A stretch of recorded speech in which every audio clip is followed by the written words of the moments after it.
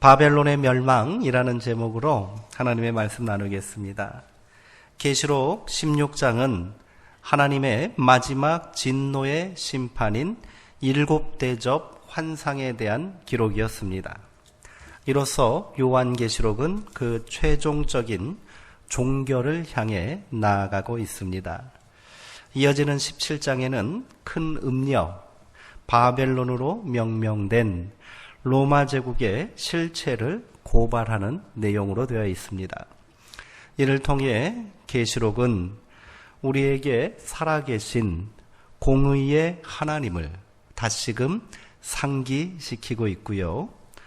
군사력과 경제력을 앞세워 자신의 거짓과 잔혹함을 은폐한 제국의 질서에 절대로 순응하지 말라고 경고하고 있습니다.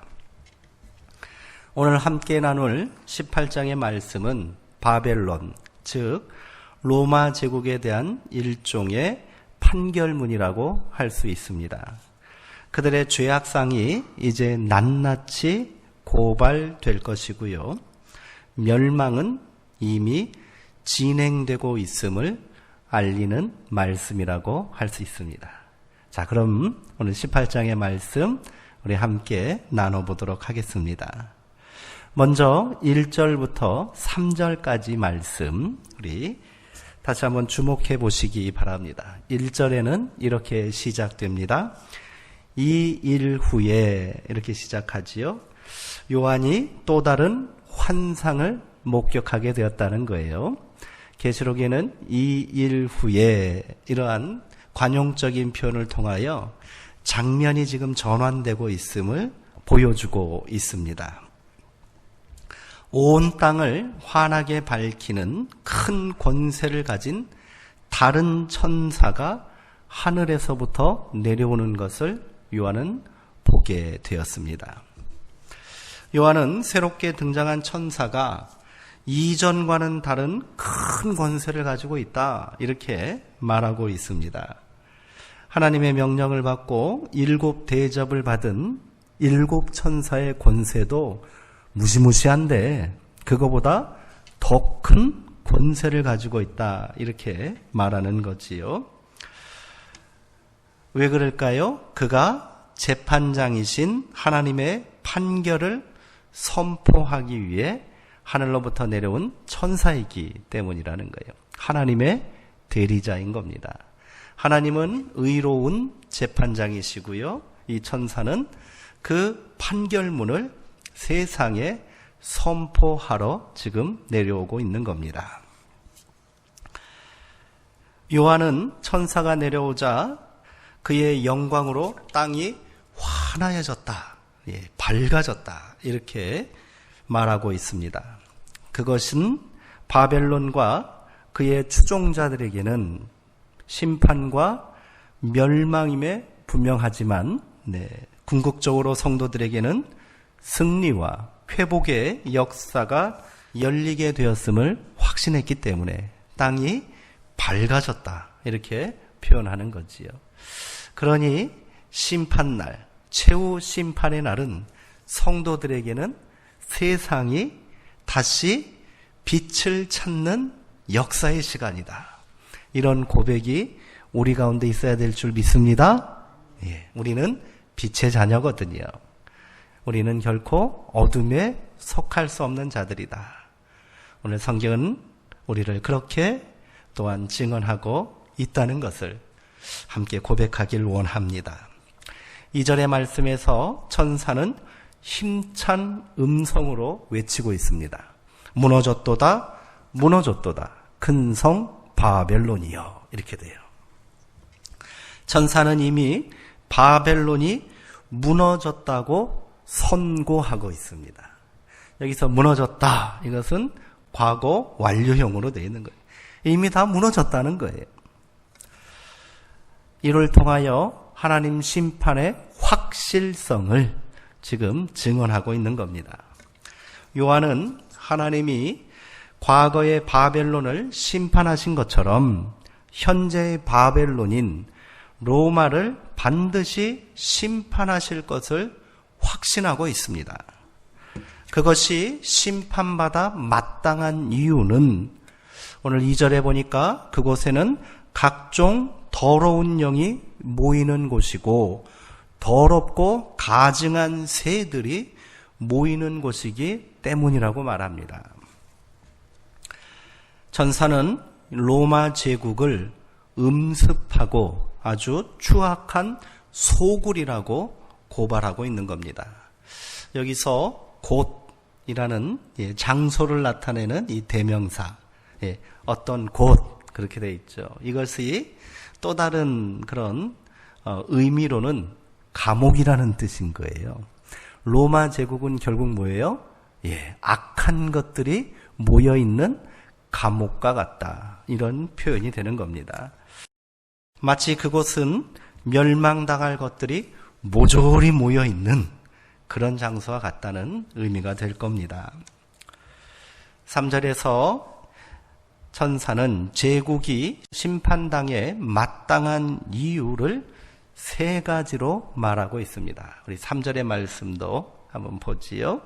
첫째, 바벨론이 우상 숭배를 의미하는 음행으로 만국을 부패하게 만들었고 망하게 만들었기 때문이라는 거예요. 둘째로 땅의 왕들이 그와 더불어 음행하였기 때문입니다. 땅의 왕이 누구였지요? 이들은 로마의 식민 체제에 적극 협력하고 제국의 질서에 순응하고 복종하는 식민지 토착 세력들을 말한다고 우리가 이미 나눈 바 있습니다. 셋째로 땅의 상인들이 등장합니다. 땅의 상인들도 그 사치의 세력으로 치부하였기 때문입니다. 여기서 말하는 상인들은 식민지의 자원을 로마로 수탈하는데 앞장선 대상인들을 말하는 거예요. 그냥 작은 구멍가게 운영하는 사람들이 아니고 국제 무역을 담당하는 그런 무역회사 정도로 우리가 이해하면 될 것 같습니다. 그들은 사치의 세력들입니다. 사치는 잉여 자원이 있어야 누릴 수 있는 특권입니다. 쉽게 말해서 당장 먹고 쓸 곳밖에 없는 사람들이 무슨 사치를 하겠습니까? 먹고 남으니까 사치를 하는 거 아니에요? 쓰고도 남으니까 사치를 하는 거예요. 그러려면 어떻게 해야 되겠습니까? 더 많은 것들이 있어야 한다는 거죠. 욕심이 더만큼 커지게 되겠지요. 그러기에 이는 로마 제국 그리고 권력자들만이 누리는 특권입니다. 이들은 로마에 적극 협력하여 자신들의 부를 축적하는 자들이었던 거지요. 로마 질서에 협력하는 땅의 임금들과 상인들도 결국 심판의 대상이 될 것입니다.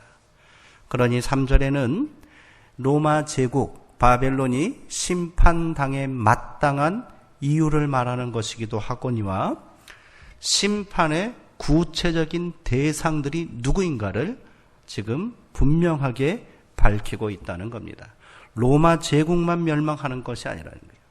그 질서에 순응하고 적극 협력하여 부와 사치를 누리는 세력들도 함께 멸망당할 것이다. 이렇게 성경은 말하고 있습니다. 나중에 나누겠지만 오늘 3절에 나오는 그들은 사치의 세력이다. 이 고발을 우리가 새겨들어야 할 줄 믿습니다.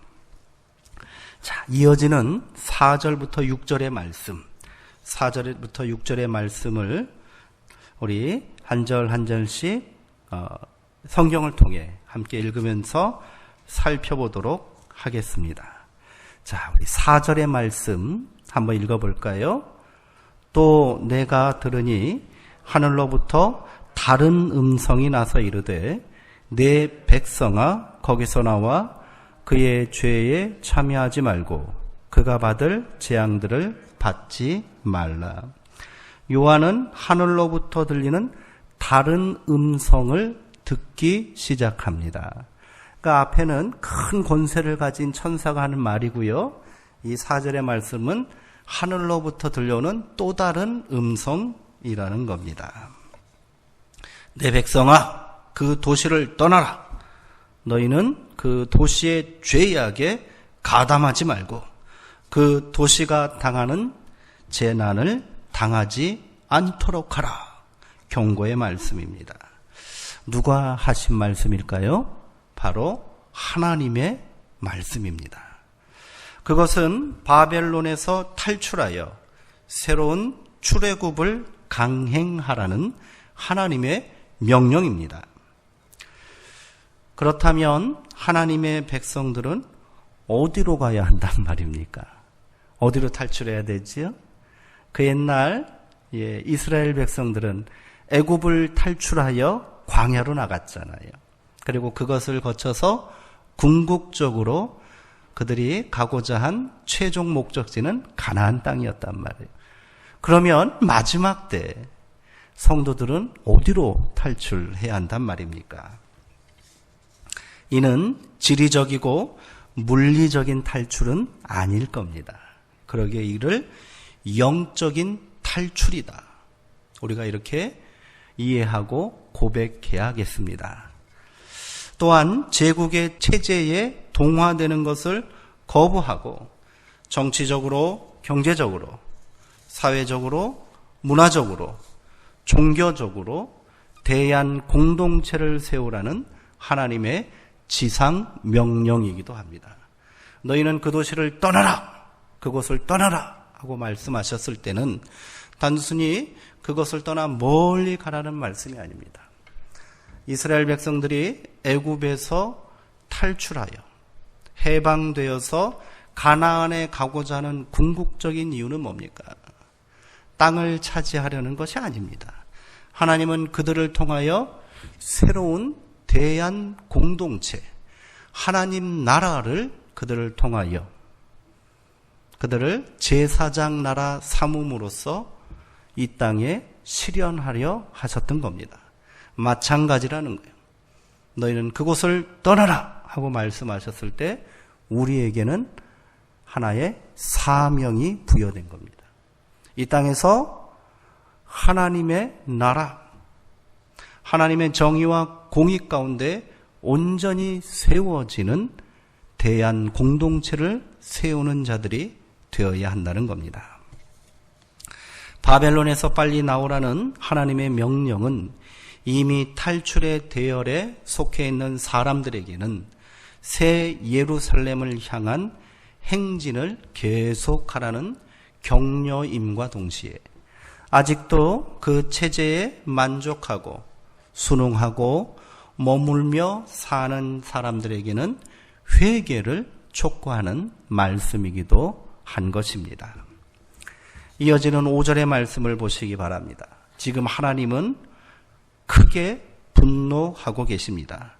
그의 죄는 하늘에 사무쳤으며 하나님은 그의 불의한 일을 기억하신지라. 하나님은 불의를 용납하지 않으십니다. 하나님은 정의를 사랑하시는 분이십니다. 그리고 하나님의 정의는 항상 고통받는 약자를 향하고 있다는 것을 우리는 기억할 필요가 있겠습니다. 이것이 1세기 박해 가운데 있었던 요한과 기독교 공동체에게 위로와 희망의 메시지가 되었고요. 오늘 우리에게도 동일한 메시지가 되는 줄 믿습니다. 하나님께서는 이스라엘 백성들에게 이렇게 말씀하셨어요. 내가 너희를 선택하여 애굽에서 구원해낸 이유는 너희가 크고 강한 민족이기 때문이 아니다. 너희는 작고 약한 민족이다. 어느 나라보다 연약한 그런 백성들이었다. 그러기에 내가 너희를 택하였노라. 이것이 하나님의 은혜요, 하나님의 공의의 증거인 줄 믿습니다. 우리는 심령이 가난한 자가 되어야 한다는 거예요. 이 땅에서는 연약한 자가 되어야 합니다. 세상에서 강해지려 하는 순간, 세상에서 큰 소리 좀 치고 살려고 하는 순간, 우리는 하나님의 정의에서 그만큼 멀어질 수 있다는 사실을 명심하고 또 경계해야 할 줄 믿습니다. 이어지는 하나님의 명령은 더욱 진중합니다. 6절의 말씀도 볼 수 있을까요? 6절의 말씀 한번 같이 읽어보도록 하겠습니다. 그가 준 그대로 그에게 그의 행위대로 갑절을 갚아주고 그가 섞은 잔에도 갑절이나 섞어 그에게 주라. 6절의 말씀을 기억하시기 바랍니다. 하나님은 이렇게 말씀하십니다. 그가 준 그대로 그에게 돌려주어라. 그의 행위대로 갑절로 갚아주어라. 그가 섞은 잔에도 갑절로 섞어 그에게 주어라. 이는 하나님의 보복 명령입니다.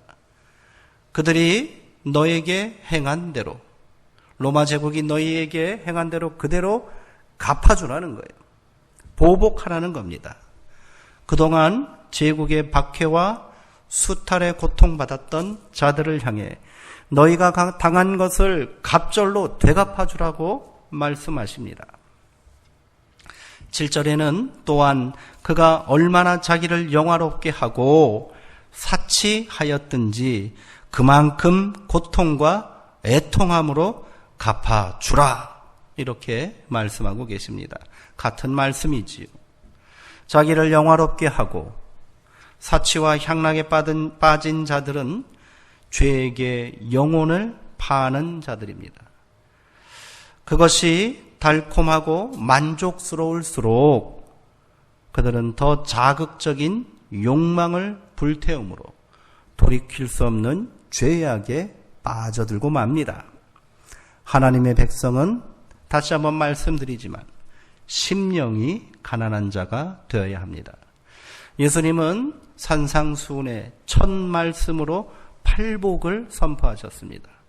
그 일성이 심령이 가난한 자가 되라는 겁니다. 심령이 가난한 자는 복이 있나니 천국이 저희들의 것이며, 이 말씀을 우리가 굳게 새기고 이 땅을 살아가야 할 줄 믿습니다. 그런데 여기서 보복하라는 하나님의 명령이 과연 성도들에게 똑같이 그렇게 하라는 말씀일까요? 야, 네가 한 대 맞았으면 너도 가서 그를 한 대 때려줘. 아니, 갑절로 때려야 되니까 2대 때려줘. 이런 말씀일까요? 그런 것은 물론 아니겠지요. 성도들은 제국이 행한 폭력을 그대로 똑같이 행해서는 안 되지 않습니까? 그리고 또 그렇게 할 힘도 없습니다. 그런데 하나님은 왜 우리를 향하여 보복하라고 하시는 걸까요? 어떻게 우리는 보복할 수 있을까요? 어떻게 복수할 수 있을까요? 이는 약자들의 간절한 염원을 담은 간구를 하나님께서 응답해 주실 것이라는 믿음의 고백인 겁니다. 보복하시는 분은 오직 하나님뿐이십니다. 히브리서 10장 18절에는 이렇게 기록되어 있습니다. 하나님은 원수 갚는 것은 내게 있으니 내가 갚아 주리라. 아멘. 우리는 그 하나님의 공의를 믿고 분노하고 기도하고 탄원하는 겁니다. 도스토옙스키의 죄야 벌이라는 유명한 그런 명작이 있지 않습니까? 그 소설의 주인공은 젊은 대학생이었습니다. 가난했어요. 그런데 자기 주변에 있는 늙은 노파가 한 분 계셨는데 늙은 노인이 한 분 계셨는데 전당포 주인이에요. 근데 얼마나 악독한지, 자기 부만 축적하고 욕심이 말로 할 수 없는 거예요. 주인공은 이 노파는 죽어 마땅하다라고 생각했어요. 그게 정의를 세우는 길이라고 믿었던 거예요. 그래서 전당포 주인을 살해합니다.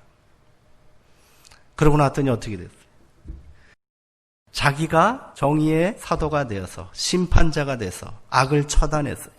그럼 마음이 편해야 되잖아요. 만족이 있어야 되잖아요. 그 이후로 이 사람은 극도의 불안 가운데 사로잡히게 됩니다. 결국 자기 죄를 다 자복하고 감옥에 갇히는 그런 운명이 되고, 그 안에서 인간의 새로운 가능성을 발견한다는 그런 내용입니다. 우리가 누군가를 보복하고 복수한다라고 마음먹을 때 그것은 내 영혼을 상하게 하는 것이고 내 자신을 파멸로 이끄는 길이라는 것을 우리는 명심해야 합니다. 그러기에 성도의 보복이라는 것은 공의의 하나님을 절대적으로 신뢰하므로 하나님께서 반드시 공의와 정의를 행하신다는 것을 믿어야 된다는 거예요. 여기서부터 시작하고요. 이 땅에 불의가 물러나고 정의가 세워지기를 부르짖고 기도하는 것, 그것이 바로 성도의 보복입니다. 이 믿음으로 원수를 향해 분노해야 하는 거예요. 분노한다는 것은 무엇입니까? 그들에게 절대로 굴복하거나 타협하지 않겠다는 결단입니다. 거룩한 항거, 그것이 바로 진정한 의미의 악을 향한 보복이라는 거예요. 그래서 바울은 로마서에서 뭐라고 말합니까? 악에게 지지 말고 선으로 악을 이기라. 같은 맥락의 말씀인 겁니다. 다윗은요, 시편 109편에서 악인들을 향한 분노와 저주를 거침없이 하나님에게 토로합니다. 시편 109편의 말씀을 집에 가서 한번 찾아보세요. 막 민망해요. 야, 이게 하나님의 자녀의 입술에서 이런 거친 말이 나와도 되는 거야? 예, 이런 저주와 악담이 기도문이 될 수 있는 거야? 당황스럽기까지 합니다. 하지만 거룩한 분노인 겁니다. 절대로 그 악 앞에 굴복하거나 물러서지 않겠다는 의로운 투쟁인 거예요. 그러기에 시인은 하나님이여 잠잠하지 마옵소서 탄원하고 있는 거예요. 불의한 세력들을 향해 우리도 침묵해서는 안 됩니다. 오늘 말씀은 결국 뭡니까? 그 의로운 분노가 하늘에 사무칠 때 하나님께서 비로소 우리의 기도에 응답해 주실 것이라는 말씀입니다. 나 하나 혼자 분노하는 것이 아니라 이 하나님의 백성들이, 하나님의 자녀들이 동일한 마음으로 정의를 부르짖고 불의를 향하여 침묵하지 않고 의로운 저항을 할 때 세상은 변하게 될 줄 믿습니다. 8절의 말씀 우리 마지막으로 한번 읽어보도록 하겠습니다. 8절의 말씀입니다. 그러므로 하루 동안에 그 재앙들이 이르리니 곧 사망과 애통함과 흉년이라. 그가 또한 불에 살라지리니 그를 심판하시는 주 하나님은 강하신 자이심이라. 아멘. 바벨론에 대한 심판의 긴박함과 엄중함을 계시록은 그러므로 하루 동안에 그 재앙들이 이르게 될 것이다. 그것은 애통함과 사망과 흉년이다. 그가 또한 불에 살라질 것이다. 이렇게 말합니다. 그것은 그를 심판하시는 주 하나님이 강하신 자이기 때문이라는 거예요. 수백 년의 세월을 거쳐 축적된 그들의 권세와 부는 하루아침에 신기루처럼 사라지고 말 것입니다. 오래 걸리지도 않는다는 거예요. 하루 동안에 완전히 다 멸망당하고 말 것이다. 그것은 심판날에 아무런 도움도 되지 못할 것입니다. 인간의 욕망이 추구하고 성취하는 그 어떤 것도 영원할 수 없습니다. 오직 하나님만 영원하시기 때문입니다. 그러므로 영원하지 않은 것에 소망을 두고 사는 인생들은 비참한 거예요. 영원하지 않은 것에 소망을 두니까 만족이 없는 겁니다. 감사가 없는 거예요. 기쁨이 없습니다. 세상의 그 어떤 것이 영원하신 하나님을 대신할 수 있겠습니까? 하나님이 있어야 할 자리에 자신의 욕망을 채우고요, 자신의 영광을 채우려 하기에 항상 공허한 거예요. 조급한 거예요. 그 인생은 비참함에서 벗어날 수 없는 겁니다.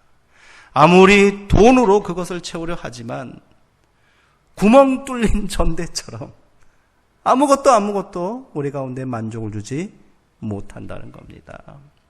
사람으로 가능하지 않습니다. 내 주의가 올라가고 나에게 큰 성공이 뒤따르고 삶의 큰 성취를 이뤘다고 해도 안 된다는 거예요. 다 일시적인 것입니다. 성도는 육의 만족을 위해 사는 사람이 아니잖아요. 영의 만족과 풍성함을 위해 사는 사람입니다. 우리가 계속해서 나누고 있는 로마서 말씀도 동일하지 않습니까? 육의 종이 되지 말라는 거예요. 육을 위해 살지 말라는 거예요. 그것은 죄로 사는 것이다. 우리 안에 두 가지 법이 있다. 마음의 법, 즉 하나님의 법이 있고 죄의 법이 있다. 우리 가운데 한 법이 있음을 잊지 말아라.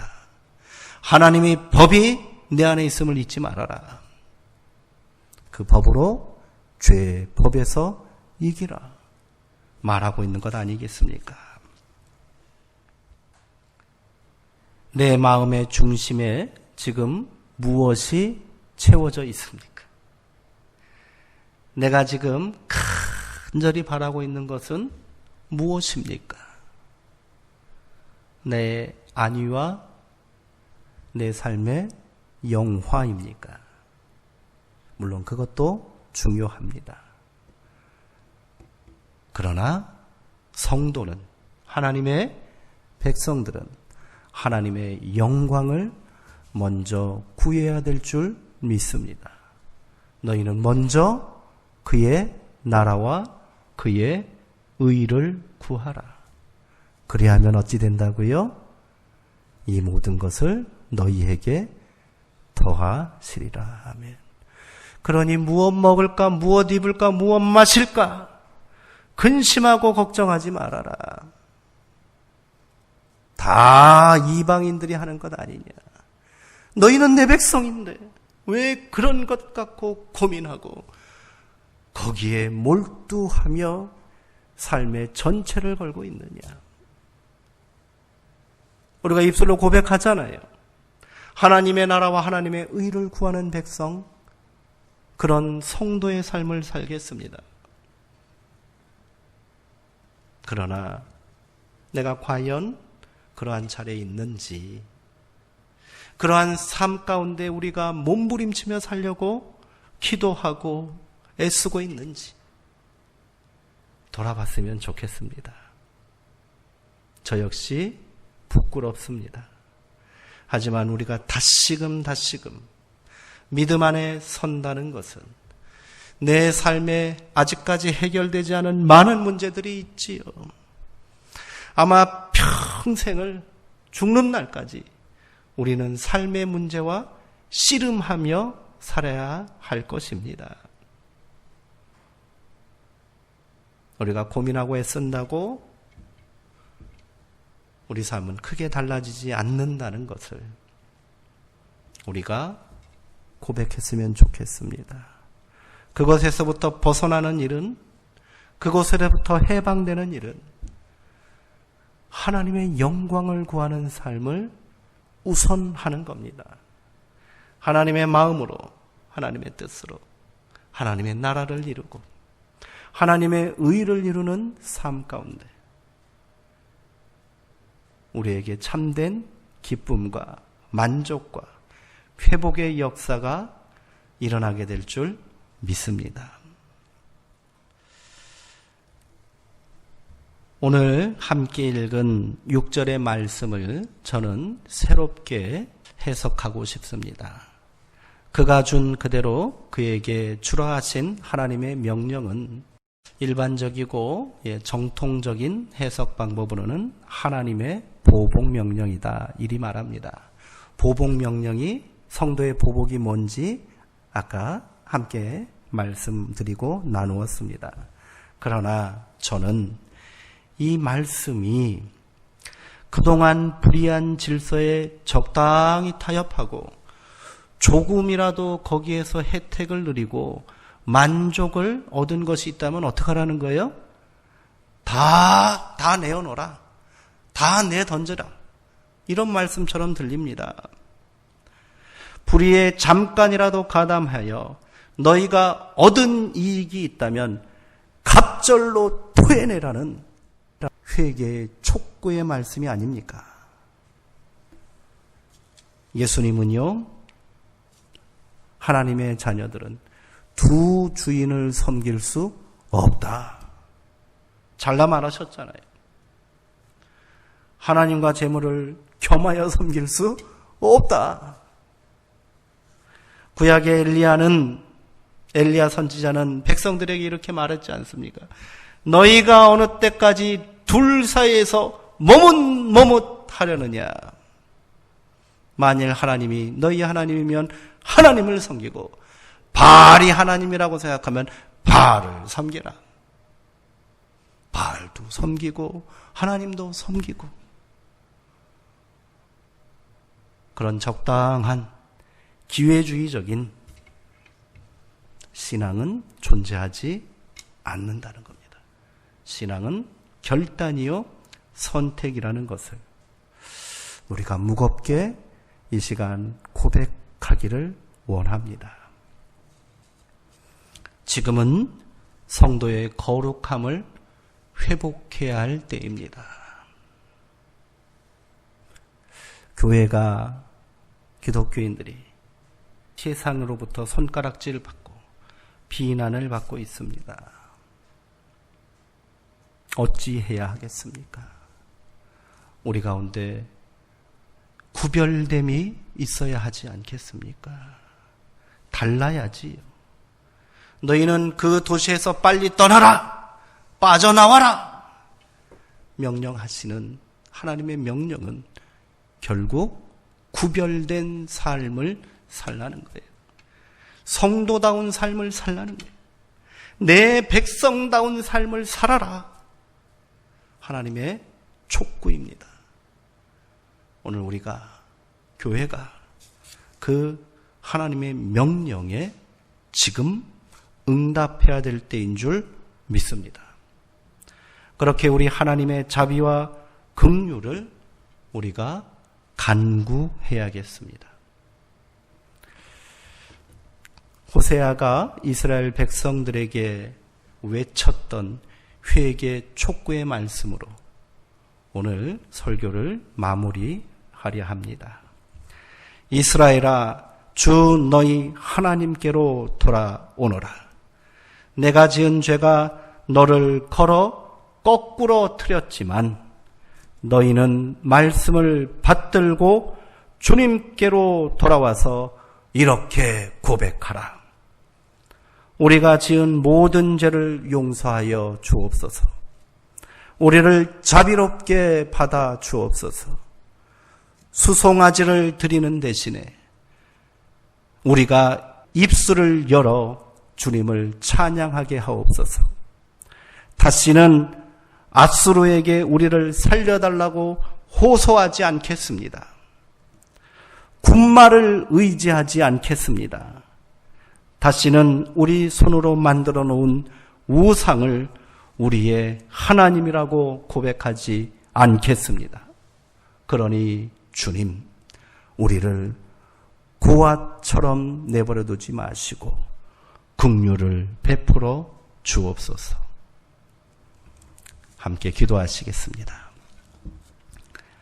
하나님, 지금은 우리가 회개하고 결단해야 될 때인 줄 믿습니다. 세상은 점점 더 악해지고 있습니다.